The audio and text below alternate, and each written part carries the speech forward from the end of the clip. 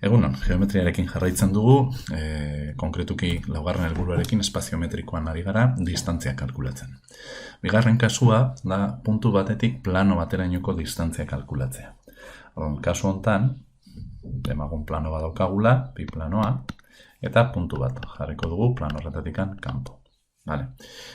Distantzia kalkulatzeko printzipioz dakigunarekin egin dezakegu. Egin beharko genukena izango litzateke puntu horren proiekzio ortogonala bilatu planoaren gainean. Badakizue, R zuzena kontutan hartuta, planoari perpendikularra, VR eta NP berdinak izango liateke, zuzena bilatzen dugu, eta gero zuzen hori nune bakitzen den planoarekin kalkulatu A', eta ondorioz, A eta P'ren arteko distantzia, hau da puntutik planora, puntu batetik Atik A'-arainoko distantziaren berdina izango da. Eta aurrekoen bideoan ikusi dugun bezala, bi puntuen arteko distantzia kalkulatzeko, bi horien arteko vektorea kalkulatuko genuke eta bere modulua. Eta horrela, puntutik planorainoko distantzia kalkulatuko genuke. Hala ere, distantzia kalkulatzeko ere formula batzukin nolabait kalkulatu daitezke, eta kasu hontan, puntu batetik planorainoko distantzia dagoen kasu hau, egia esan merezi du formula ere jakiteak. Ze kalkulak erresto egiten digu eta azkarrago egin daitezke. Eta ariketa batzutan desiente aurrezten ditu. Formula hori hemen daukaguna da. Distantzia plano eta puntu baten artekoa berez da. Goran daukaguna zatiketa bada, eta goran daukaguna izango litzateke balio absolututan, aurretik eta atzetik ikusten dituzuen raia horiek balio absolutuak dira. Eta barrun daukezuena dira A, B, C eta D maiuskulak dira planoaren koordinatuak. Gauza bat kontutan hartu behar dugu hemen. Eta da, planoa idatzita dagoela, guk normalen egiten dugu AX gehi BI gehi CZ berdin D. Baina hemen dagoen moduan kontutan hartu behar dugu planoa jarri behar dugula AX gehi BI gehi CZ gehi D berdin 0 bezala.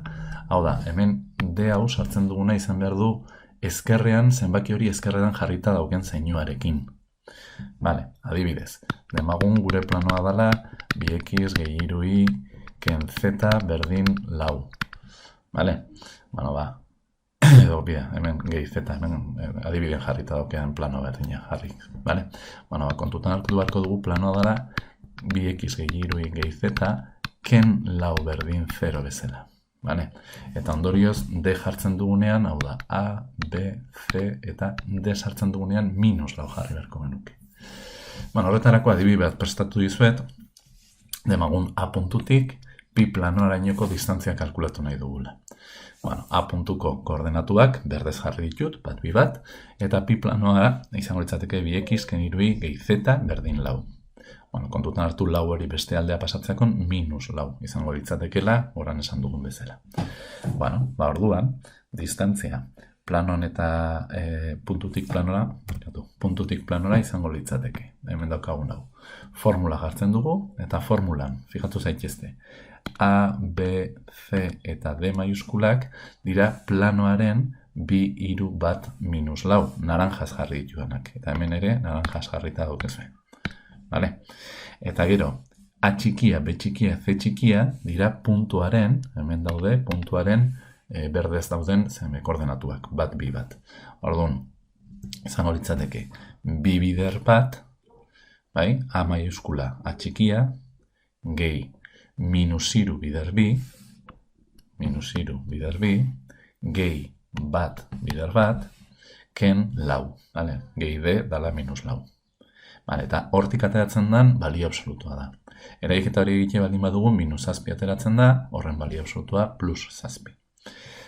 Eta formularen azpian daukaguna da berez vektore normalaren modulua. Hau da, planoaren osagaiak ABC horiek berbi eta horren batuketa. Errokarratuan. Hau da, errokarratu A berbi gehi B berbi gehi C berbi gure kasuan, bi berbi, ken iru berbi gehi bat berbi. Eta horren errokarratuak kasu honetan da 14. Zazpi zati erro 14, maitza bizango da planotik punturainoko dagoen distantzia.